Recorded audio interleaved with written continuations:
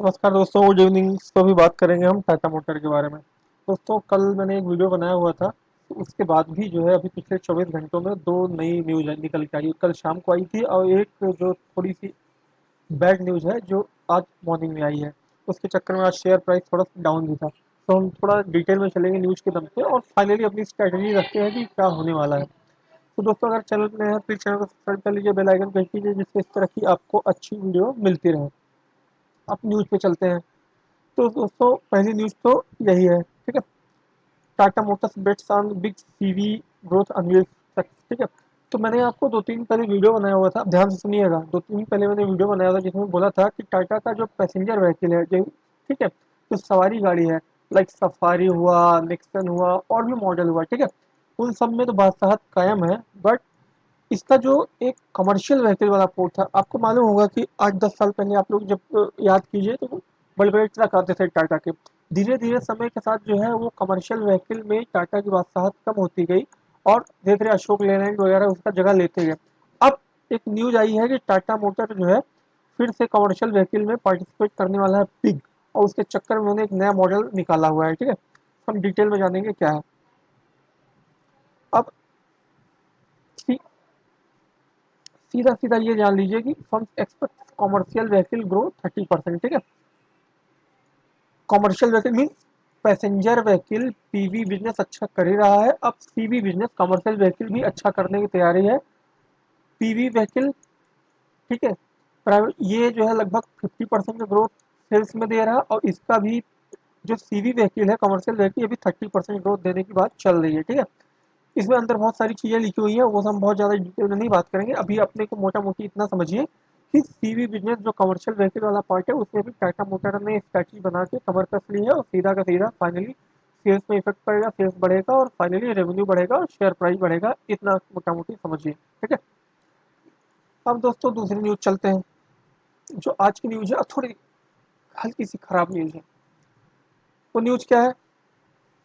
POSCO steel plant in India faces disruption hampers auto supply chain. इनका एक plant था, ठीक है, महाराष्ट्र में, और उस प्लांट में ऑपरेशन है। South Korea steel maker POSCO plant Maharashtra have been destructed, other issues police sources told. See, so उसमें क्या होता है कि इसका प्रोडक्शन में कुछ डिस्ट्रप्शन आया है, कुछ कोविड की वजह से और किसी वजह से। तो ऑटो मेकर सी हैम्पर्स ऑटो सप्लाई चेन, तो ऑटो के कुछ पार्ट्स बनते थे, ठीक है, स्टील वगैरह के कुछ चीज वगैरह की चीजें, उसमें सप्लाई चेन में इफेक्ट आया है। मीन्स थोड़ा सा जो ऑटो का प्रोडक्शन टाइप की चीजें थी प्रोड्यूस करते, जिससे हमारा जो है ऑटो के पार्ट्स बनते थे, जिससे टाटा मोटर के पार्ट्स बनते थे, वो थोड़ा सा सप्लाई चेन में इफेक्ट आया है। तो एक्चुअली ये बहुत बड़ी न्यूज़ तो नहीं होनी चाहिए, लेकिन सी इसको हाईलाइट किया गया है, steel plant phasor auto supply chain, ठीक है, मॉर्निंग में। उसके चक्कर में आज जो है थोड़ा सा शेयर डाउन भी था, ठीक है। is likely to come at standstill if there is a issue not resolved soon, the country's top auto industry body said in a March 10 letter address, ठीक है। Supply from the Posco Maharashtra plant has been seriously affected. तो ये एक news है, means केवल Tata motor की बात नहीं है और भी कंपनियों के लिए बात है, और सभी ने जो है इंडस्ट्री ऑटो बॉडी ने पूरा बोला है कि जल्दी सोल्यूशन मिलना चाहिए। तो एक जो थोड़ा सा इसका सेल्स का नंबर है क्या है कि प्रोडक्शन में थोड़ा सा मीन्स इफेक्ट पड़ेगा क्योंकि सप्लाई चेन प्रभावित होगी, ठीक है। और दूसरा न्यूज आपको ये मालूम है, ये अच्छी न्यूज है, ये सीवी बिजनेस, ठीक, सीवी बिजनेस में अच्छा करने वाले हैं। अब एक अच्छी एक खबर न्यूज, आगे चलते हैं, सीधा चार्ट पे चलते हैं, बहुत इधर उधर की बात नहीं करेंगे। अब 317 रुपये आज भी डाउन था, आज जो है सीधा ओपन कितने पे हुआ? 325 रुपये ओपन हुआ, हाई बनाया 326 का, फिर 314 तक आया और अभी जो है 317 पे ट्रेड कर रहा है, ठीक है। तो अब क्या करें आगे स्ट्रैटेजी? तो दोस्तों देखिए, एक चीज़ मैं बता रहा हूँ कि टाटा मोटर में बहुत सारी अच्छी खबरें आई हुई हैं, बहुत सारी चीज़ें हैं, ब्रोकरेज के बड़े बड़े टारगेट हैं, 400 के आसपास के लगभग सभी ब्रोकरेज के टारगेट हैं, ठीक है। बहुत सारे सेल्स के नंबर आए हैं अच्छे, बहुत सारे मैनेजमेंट अच्छी अच्छी कमेंट्री आई हुई है, लेकिन शेयर जो है पिछले एक महीने से 330 से 310 के बीच में ट्रेड कर रहा है, ठीक है। अब अगर आप इक्विटी मार्केट में इन्वेस्ट करते हैं तो आपको मालूम होगा कि जब भी शेयर चलता है, सपोज कीजिए शेयर ऐसे ऐसे चल रहा है, ठीक है, और यहाँ पे एक अच्छी खबर आई, यहाँ पे आई, यहाँ पे आई, फिर भी शेयर ऐसे ही चलेगा, ठीक है।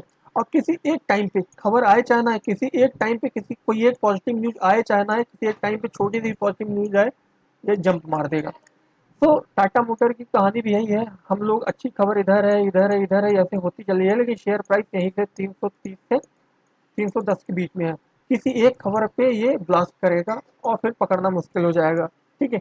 ये मेरा एनालाइजेशन है और बिल्कुल आप यही मान के रखिए।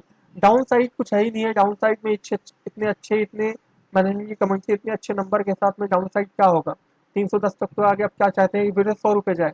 डाउन साइड बिल्कुल नहीं, यहाँ से बहुत ही लिमिटेड डाउन साइड्स है, वो भी थोड़ा सेलिंग बेस मार्केट वगैरह गिरा, आज जो है निफ्टी गिर गया था बहुत ज़्यादा, तो थोड़ा उसके चक्कर में गिरा है, ठीक है।